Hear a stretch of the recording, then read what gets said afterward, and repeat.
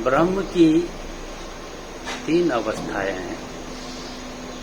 निर्गुण ब्रह्म, सगुण ब्रह्म और तारक ब्रह्म।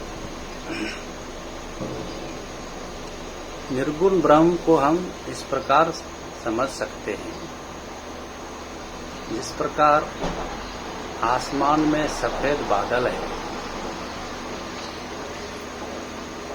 हवाई जहाज से अगर आप लोग चलते होंगे तो ऊपर से दिखता होगा सफेद बादल,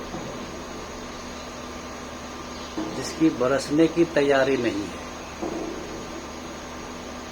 बरसने की तैयारी नहीं है इसका मतलब ये नहीं है कि उसमें बरसने की क्षमता नहीं है, उसमें पानी नहीं है, तैयारी नहीं है। अकारण ही किसी हवा के झोंके से, किसी पर्वत के टकराव से इस बादल में जब बरसने की तैयारी हो जाती है, ये जो काले काले बादल देखते होंगे जो बरसने के लिए तैयार है, वही बादल जब बरसने के लिए तैयार है तो हम उसको निर्गुण के रूप में ना जानकर अब सगुण के रूप में जाने।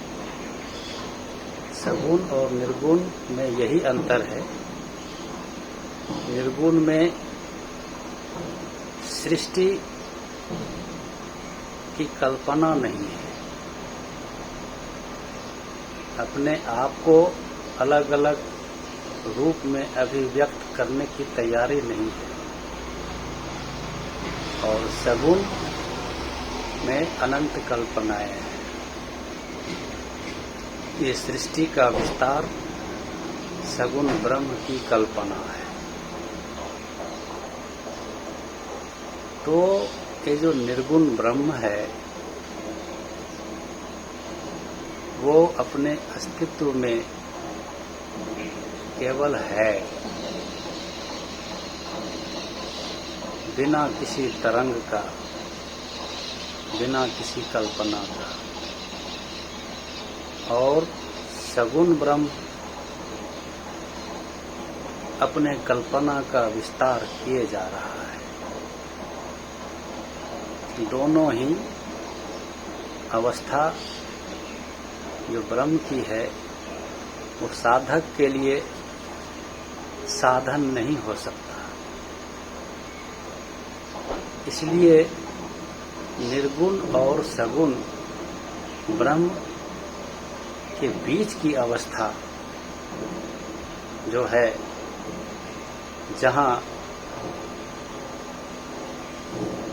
जीव अपनी भावना से, अंतर्मन की भावना से उनको पुकार रहा है, परम शांति खोज रहा है, वो जैसा मैंने पहले कहा पंचभौतिक देह को स्वीकार कर लेते हैं, वे तारक ब्रह्म है। तारक ब्रह्म ही साधना में साधन है। इस तारक ब्रह्म की परिभाषा बाबा कहते हैं, भाव भावतीत्यो सेतु तारक ब्रह्म। ये भाव में भी है और अभाव में है। कल ही मैं प्रभात संगीत गा रहा था, अभावे सौरिये भाव के भोरिये होए गेछो मोर साधना। इसलिए हर साधक इस मौलिक सत्य को ना भूलें, सद्गुरु का नाम और रूप ही हमारे साधना में मुक्ति का साधन है। ये सद्गुरु मुक्ति का साधन तब बन जाते हैं जब अपने ही सृष्टि में, अपने ही सृष्ट जीव में ये अनुभूति करते हैं कि उनमें मुक्ति की इच्छा तीव्र हो गई। जैसे ही मुक्ति की इच्छा साधक में सहज होता है, परम ब्रह्म सद्गुरु के रूप में प्रकट हो जाते हैं।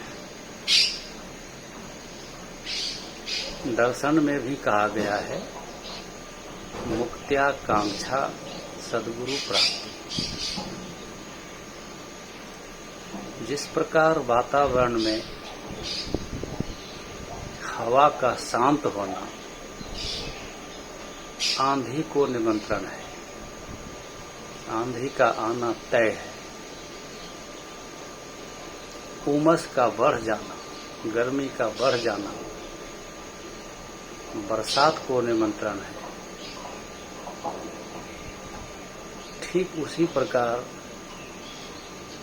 जीव मन में मुक्ति की इच्छा सहज हो जाना मुक्तिदाता को निमंत्रण है, सद्गुरु को निमंत्रण है। उनका प्रकट होना तय है।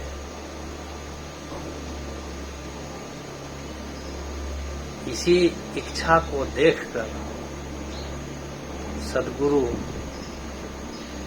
परम ब्रह्म पंचभौतिक देह को स्वीकार कर लेते हैं। ये पंचभौतिक देह